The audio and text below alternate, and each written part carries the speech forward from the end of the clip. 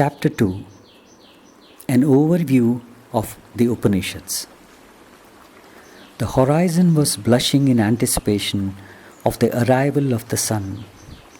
A blanket of mist covering the thick forest on the banks of the river was clearing. Feathered singers were stretching their wings and clearing their throats, preparing to welcome the sun. As he walked towards the river, for his morning ablutions, Shibi's heart was full and overflowing with love for nothing in particular, but for all existence in general. He had entered the next phase of life. He had become a Vanaprastha, and now he would turn his mind towards the forest to devote his time on truth he had tasted when he was with his Guru. A few days back, his son Satyakama had returned from the Gurukula, the community of his teacher. It was as though the birds, the freshness of the morning, and the atmosphere that prevailed all around were in tune with his own mood. As he entered the water, he recalled the taste of the glimpses of peace and meditation he had in his Guru's presence. He also remembered that during his phase as a Grihastha or the householder, the memory of the taste of that inner peace had always guided him in all his actions. It was as though he had been convinced that he had a part to play in the drama of life as a son, husband, and father, and now he was more than ready to step into the next phase of his meaningful life. This had been the general pattern the society followed. One of the greatest contributions to the society by our culture has been the ashrama dharma, the 4 phases of human life. The human life was apportioned into 4 phases. The first phase was brahmacharya, when the child would be sent to the Gurukula for education.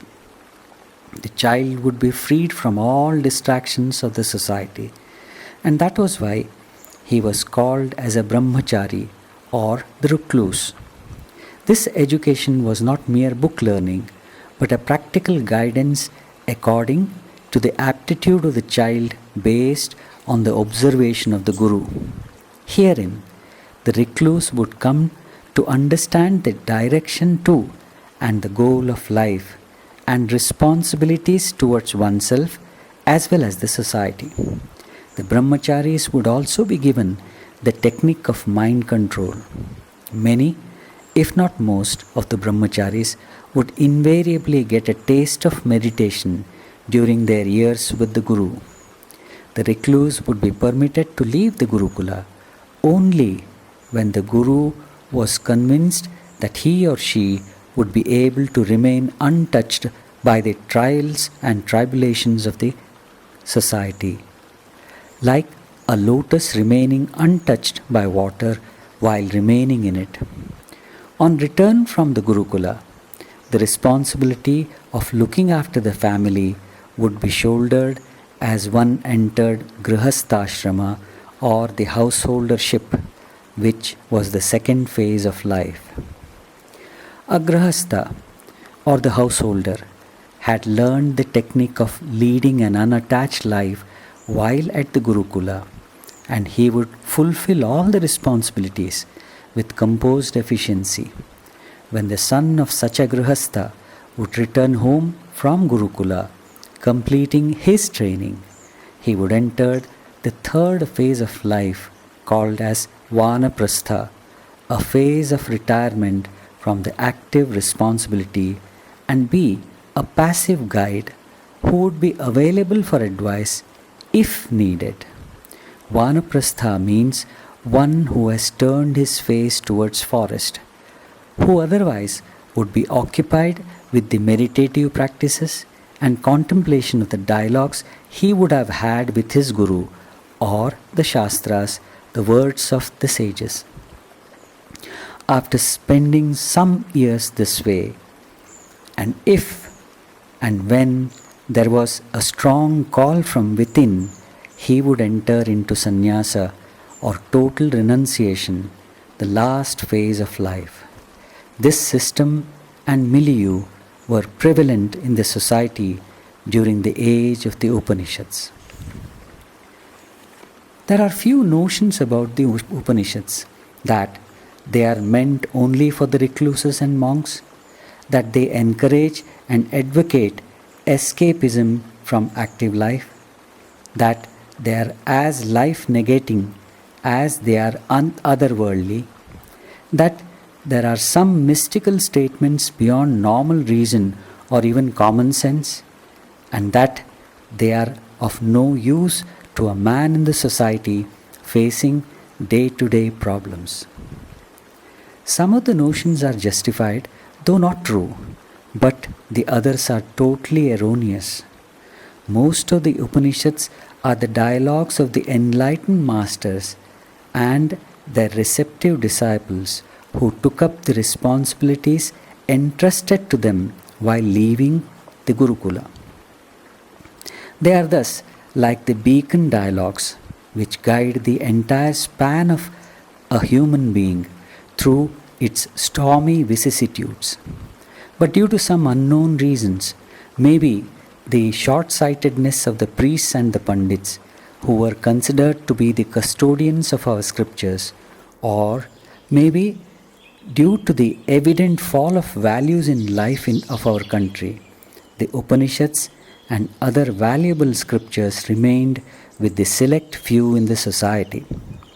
The unbroken master-disciple tradition, however, has kept the flame of our culture alive. From time to time, the advent of some enlightened masters has been acting as the vital shot in the arm for our great culture. In the recent past, it was given to Sri Ramakrishna and his most illustrious disciple Swami Vivekananda to give the spirituality a much needed relevance to every member of the society. Swami Vivekananda related the modern scientific discoveries with the Upanishads, which appealed the mind and heart of every person. The life of Swami Vivekananda by his Eastern and Western disciples quotes the following contribution from Mrs. Ella Wheeler Wilcox, one of the foremost poetesses and writers of America, to the New York American on 26th May 1907, giving her impressions of Swami Vivekananda and the impact of the message of Vedanta on the thinking people in the West. She writes, 12 years ago, I chanced one evening to hear that a certain teacher of philosophy from India, a man named Vivekananda, was to lecture a block from my home in New York. We went out of curiosity, the man whose name I bear and before we had been 10 minutes in the audience, we felt ourselves lifted up into an atmosphere of so rarefied, so vital, so wonderful, that we sat spellbound and almost breathless to the end of the lecture. When it was over, we went out with a new courage, new hope, new strength, new faith to meet life's daily vicissitudes. This is the philosophy, this is the idea of God, the religion which I have been seeking, said the man. And for months afterwards, he went with me to hear Swami Vivekananda explain the old religion and to gather from his wonderful mind jewels of truth and thoughts of helpfulness and strength. It was that terrible winter of financial disasters when banks failed and stocks went down like broken balloons and businessmen walked through the dark alleys of despair and the whole world seemed topsy-turvy. Just such an era as we are again approaching. Sometimes afterward, sleepless nights of worry and anxiety, The man would go with me to hear the Swami lecture, and then he would come out into the winter gloom and walk down the street smiling and say, "It's all right, there's nothing to worry over." And I wanted to go back to my own duties and pleasures with the same uplifted sense of soul and enlarged vision. When any philosophy, any religion can do this for human beings in this age of stress and strain, and when added to that, it intensifies their faith in God and increases their sympathies for their kind and gives them a confident joy in the thought of other lives to come. It is a good and great religion. We need to learn the greatness of the philosophy of India. We need to enlarge our own narrow creeds and the wisdom religious, but we want to imbue them with our own modern spirit of progress and to apply them practically, lovingly, and patiently to human needs. Vivekananda came to us with a message. He gave the message that strengthened the man of business, that caused the frivolous society woman to pause and think, that gave the artist new aspirations, that imbued the wife and the mother, the husband and the father with a larger and holier comprehension of duty. Contrary to the notion that Upanishads and Vedanta are life negating, they goad us towards total affirmation of life. They fill the human life with purpose and fulfillment, as well as love and compassion for the fellow beings. To a person interested in taking up the study of Upanishads and in deriving benefit therefrom, a few questions like, what are these Upanishads? What is their place in the Vedic tradition? And what is their content, their background, their milieu? Are natural. The source of our great culture is in the Vedas. By Vedas, no books are meant, but wisdom in general. That is why the tradition believes that Vedas are eternal and infinite. However, the available knowledge has been codified into two principal divisions of the mantras and the Brahmanas. The mantras try to describe the Devas or the supersensuous beings. The Brahmanas, however, are explanatory to the mantras and their application in the sacrificial rituals. Though Brahmanas are subsidiary to the mantras, both are held to be equally authoritative. The mantras are of three classes. Those that are metrical and are recited in invocation to the gods are called Rik. Those that are in prose and are applied to the sacrificial acts are called as Yajus, while the Riks that are meant to be chanted or sung in sacrifices and not simply recited are called Saman. These three classes of mantras have been compiled into 4 books or samhitas called Rigveda, Yajurveda, Samaveda and Atharvaveda samhitas. Some parts of the Brahmanas were taught in the forest to those who observed particular discipline, which were called as the Aranyakas. Upanishads are generally the last portions of the Aranyakas. This may be the reason why the Upanishads came to be meant exclusively for brahmacharis or the recluses under some discipline in the forest. Though during their developmental stage, Upanishads did emanate from the forest hermitages, their teachings were lived by the common man in the society. The Vedas are again classified into 2 distinct portions according to their theme. The first is that which deals with the performance of the rituals called the Karma Kanda, and the other is mainly devoted to wisdom called the Jnana Kanda. The Upanishads come under the Jnana Kanda. The Upanishad means to sit near, as the wisdom was received by the disciple sitting close to the master. This obviously means that master disciple communion is very intimate. The higher the knowledge sought, greater is the communion, and greater this communion, greater is the silence accompanying the communication of the wisdom. Thus, the Upanishads are the dialogues between the master and the disciple, meant to shatter the ignorance of the disciple who is self-disciplined and has a receptive mind.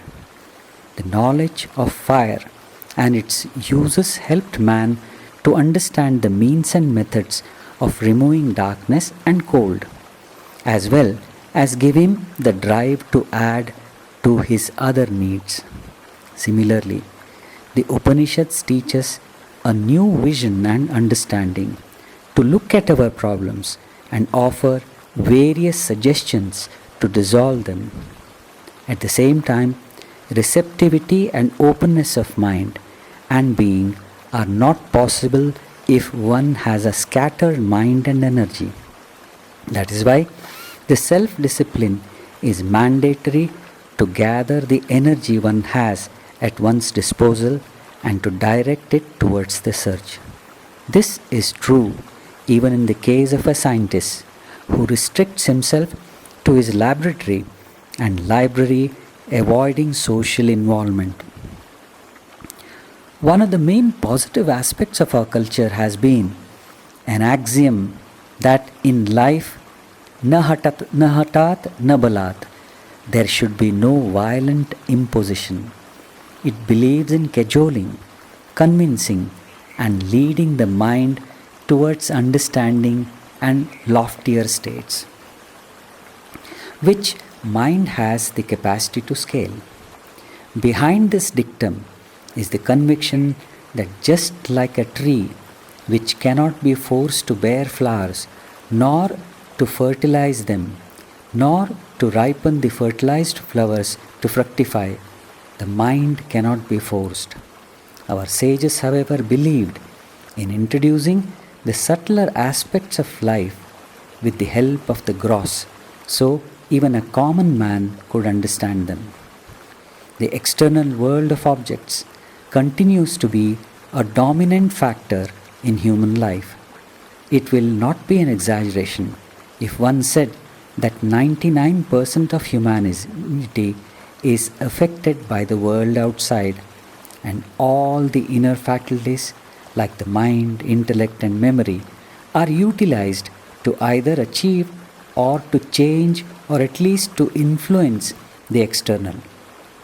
Without disturbing this view or attention towards the external, the Upanishads give a better and a lasting alternative. By doing so, they try to redirect the attention to the within and ultimately take the seeker to the center of all beings, things, and experiences. Ashwamedha Yajna, or the horse sacrifice, had been considered to be the greatest of the sacrifices.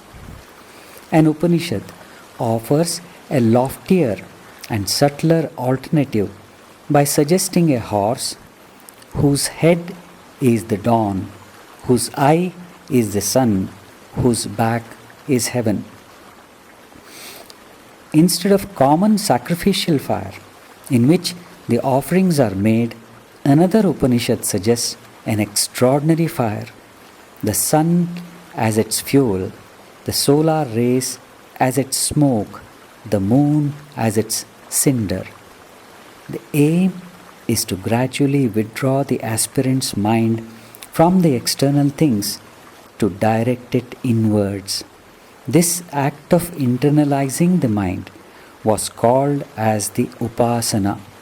Upasana was a bridge between the rituals and the deeper meditative states hinted in other dialogues.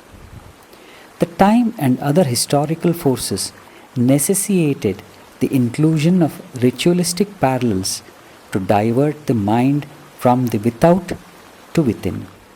The Upanishads, however, do not stop with the ritualistic parallels, for the sages were very much aware that the rituals were meant for making the life more happy and harmonious. So, they took a great quantum leap, as it were, when they asked the seeker to examine the so called ordinary experiences, feelings, and emotions and to seek the divine in them. Upanishads accept the human beings with all their limitations and imperfections. The basic purpose of this lofty literature is to lead the human beings step by step from the native conceptions and naive imaginations of things to the realization of the highest truth. Science and her all powerful daughter, technology, exercise a tremendous influence on our life. Scientific method till the middle of the 19th century was to know the diversity from unity, that is, from seed to the root, to the trunk, to the leaves, to the flowers, and to the fruits. For millennia, man had been looking into all the details by paying our attention outside. In the field of social sciences, like psychology, the science of the mind, the approach continues to be the same, that is, to observe the external. A psychologist observes the behavior of others and arrives at some conclusions. Even with his empirical studies, he was not very sure as he discovered that human psyche is more divergent than the multiplicity observed on the material plane. Bound as he was by his habit of externalized vision, he was able to present only some plausible explanations. But 20th century saw the scientific vision turn a full circle. It discovered in the electromagnetic spectrum the seed for the all different kinds of radiation in the universe: light, heat, X-rays, radio waves, gamma rays, as they are nothing more than the electromagnetic waves of varying wavelength and frequency. Ultimately, the features of the universe were reduced to a few basic quantities: space, time, matter, energy, and gravitation. But in special relativity, Albert Einstein demonstrated the equivalence of matter and energy, and in general relativity theory, he showed the invisibility of space-time continuum. The unified field theory culminates and climaxes this coalescing process. From it, the perspective of the entire universe is revealed as one elemental field in which each star, each atom, each wandering comet and slow-wheeling galaxy and flying electron is seen to be but a ripple in the underlying space-time unity. Presently, the scientists all over the world are realizing the importance and influence of the subject in all their objective observations. Even the social sciences have started examining the mind in a different light. The Upanishads took the opposite approach in their search for the truth. They too must have started their search with the multiplicity, but they discovered very early in their search that the universe gets more and more complicated in its multiplicity, and the mystery only gets more deepened. Instead of continuing to look for the details, they tried to trace the unity in existence. The unity could never be found outside because of the presence of the other. So they turned their gaze inwards and, to their awe and wonder, discovered the center to be within as their own self, and the universe to be only its projection and manifestations. The rishis of the Upanishads had an advantage over the psychologists. They asked more fundamental questions. Instead of asking, why such behavior? They asked, how do I behave? Or what is anger, greed, lust, infatuation or pride? Or what is the state of mind during moments when the mind is overpowered by these? Is there anything in common amidst this multiplicity? Consequently, the Upanishads tried to dissolve the problems of violence, selfishness, and abnormal behavior from the level of seed. Though the directions of science and Vedanta are opposing each other, they have many similarities. The trusted and tested methodology of science is available to anyone approaching it with an open mind and a willingness to experiment. The scientist observes a phenomena in nature and constructs a hypothesis. The hypothesis is then put to test through experiments under controlled conditions, in which closer and more careful observations are made. Then the observations are presented in a reasonable and logical language, which is called as a theory.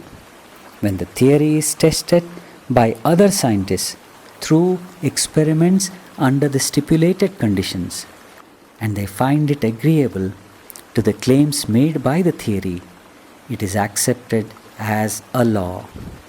Anyone who is interested can conduct the experiment to test and verify the validity of the law. Almost a similar procedure is followed in Vedanta. The observations and the claims made by the rishis and the experiments they conducted under particular conditions are all verifiable. The only difference being that for the scientists, the laboratory and the conditions are external, and for the rishis and the seekers, it is internal, as mind itself is the laboratory, and conditions to be followed are the attitudes to be maintained during all activity. Unlike in most of the religious practices, Vedanta does not demand any blind faith. The seekers approaching the Upanishads are free to doubt and question the validity of the observation, experience, and the theory of the master. Like a scientist, the only obligation is the love and sincerity for knowing the truth one is seeking. The truth offered by the Upanishads is far different from the private beliefs of an individual or a group, a sect or a church, held with all emotional intensity and projected for other people's acceptance with equal fervor. That is why Swami Vivekananda called Vedanta as the future religion. Romarola observes, the true Vedantic spirit does not start out with a system of preconceived ideas. It possesses absolute liberty and unrivaled courage among religions with regard to the facts to be observed and the diverse hypotheses it has laid down for their coordination. Never having been hampered by the priestly order, each man has been entirely free to search whatever he is pleased for spiritual explanation of the spectacle of the universe. The spirit of inquiry which they possessed led them to question experience, to question the surrounding world. It also led them to fearlessly question their gods and the tenets of their traditional truths and faiths.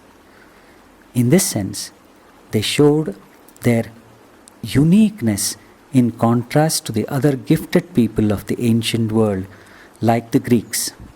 The Greeks did not have the same urge to subject their religions to the rather rational investigation which they so diligently and passionately applied to the social and political phenomena, and in which their contributions were to become unique and lasting.